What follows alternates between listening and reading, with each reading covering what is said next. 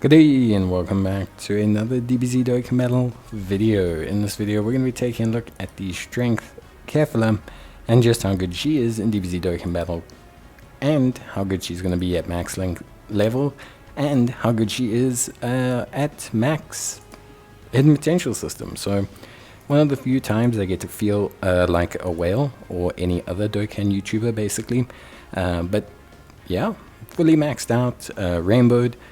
Link level 10 links, very awesome, and yeah, she looks very good. Obviously 3 stages of transformation as well, so we have to bear that in mind, but she transforms very simply. You have first turn base form, third turn Super Saiyan, and then 5th turn Super Saiyan 2, all from entry.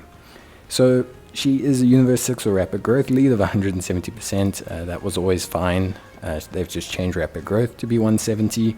She greatly raises attack and raises defense for 1 turn and causes immense damage to the enemy while slowing defense. This also remains consistent across her transformations, just becoming massively lowers defense in her final state. In her base form, she's got Ki +1, defense of 200%, attack of 200%, and an additional defense of 100% when performing a super. She gets an additional attack of 150%, high chance of evading the enemy's attack with 3 or more key spheres obtained, and she launches an additional super attack with 6 or more key spheres obtained, and transforms when conditions are met. So pretty good stuff. High chance is 50% to evade, which is good. 3 orbs should be relatively easy to get, and yeah, she looks pretty good in base, I would say. Same Warrior Race, Battlefield Diva, Fuse Fighter, Bomb, bestowed by God Warriors Universe 6, Tournament of Power, and Fierce Battle Aura base link sets, and she's on Pepper Girls, USS, Patara, Full Power, Transformation Boost, etc.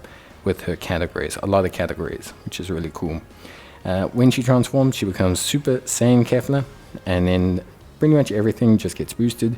250% defense now instead of 200%, 2 key instead of 1, 250% attack, and 100% defense as per the previous state.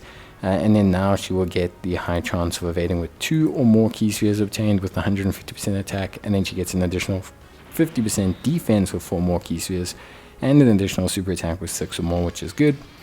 And then once she gets to SS2, everything gets boosted again, so 260% defense, 260% attack, an additional defense of 120% when performing, high chance of evading, plus an additional attack of 160%, and defense is 60% with 2 or more key spheres obtained.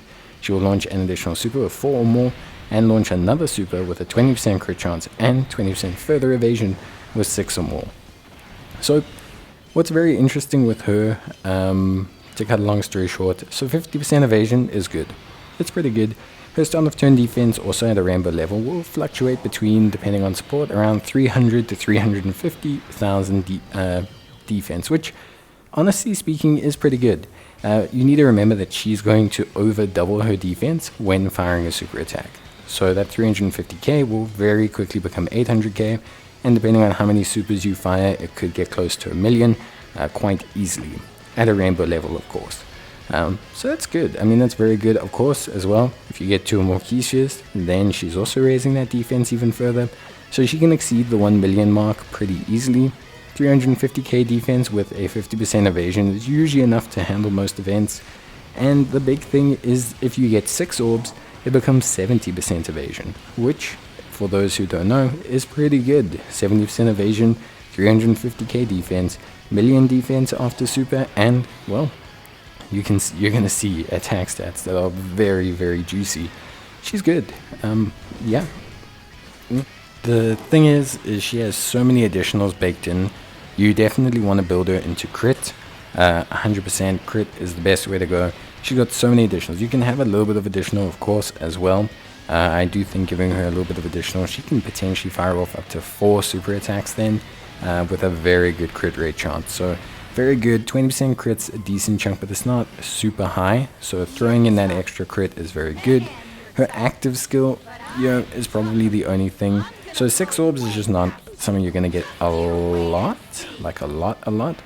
The active skill can only be used against pure Saiyans or USS. So the active skill is very limited, obviously understandably so, because what it does is basically it gives her 1 free turn of being a menace. And yeah, obviously that's great, but in a lot of situations you're not gonna, like, you can't use that active skill in red zone unless you're facing Broly. You will be able to use it in some of the newer content that's come out on the JP side, but for now it's not so useful on global, but it will be a bit more useful on the like JP side. So when we get closer to Annie or after Annie, we're going to have a much better time in terms of using that active and getting some usability out of that active. But overall, as a unit, I would have to say she's definitely incredible. I think she is absolutely amazing. I think she's really, really strong. Obviously, I'm looking at her from a rainbow level, so please understand that. I'm looking at her rainbow. She's got level 10 links. She's very juiced up right now. But she looks good. I can't imagine her being not usable at 55%. Definitely a drop-off, but I can't imagine her not being usable at 55%. The big thing that's going to determine how good she looks is orbs.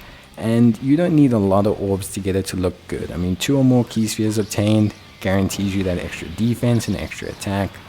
4 more key spheres get you that additional. So, you're already looking at double supers with 4 key spheres plus huge defense. I mean, we're looking at 350, 360k. And then, of course, you're also getting that additional raise from the super itself. So yeah, just a great unit. They really did a good job at taking her previous design and fixing some of the issues it had. Like one of the issues was that the Super Saiyan form felt stronger than the SS2 form because they nerfed the amount of attack she got in base, basically comparative to the previous one. So realistically speaking, way better now in her Super Saiyan 2 form. But yeah, overall for me, really good. I honestly really like her kit. In terms of links, a unit that's not too difficult to use. So obviously Tournament of Power is a great key link for any USS team or any team that has Tournament of Power. She got Battlefield Diva to cover her with like Pepe Gal's teams, and she's got Fused Fighter to cover her with Patara. She's not on Pure Saiyans or anything like that. On PBS, she might struggle, so on Power Beyond Super Saiyan, she might struggle a little bit because, not a lot of units on there. You're looking at like Prepared for Battle in that. But she does have key from her passive, so she should be okay on a key side. It's more the orbs that are a direct kind of focus point for her. With that being said, all in all, she's a great unit. I really enjoyed using her. I think she has an excellent Extreme Z Awakening. And yeah, I think overall, she's fantastic. I think she's a great unit. I think she does a really awesome job. As a unit, I think she's really solid, incredibly powerful. And honestly speaking, I think this EZA is really good. I think they did a great job here. Obviously, I assume she's kind of scaled up for JP levels of things. But she's a huge boost to Universe 6, and I think Universe 6 is probably one of the more runnable teams in the game now. I think it's a really strong team that honestly just looks really good.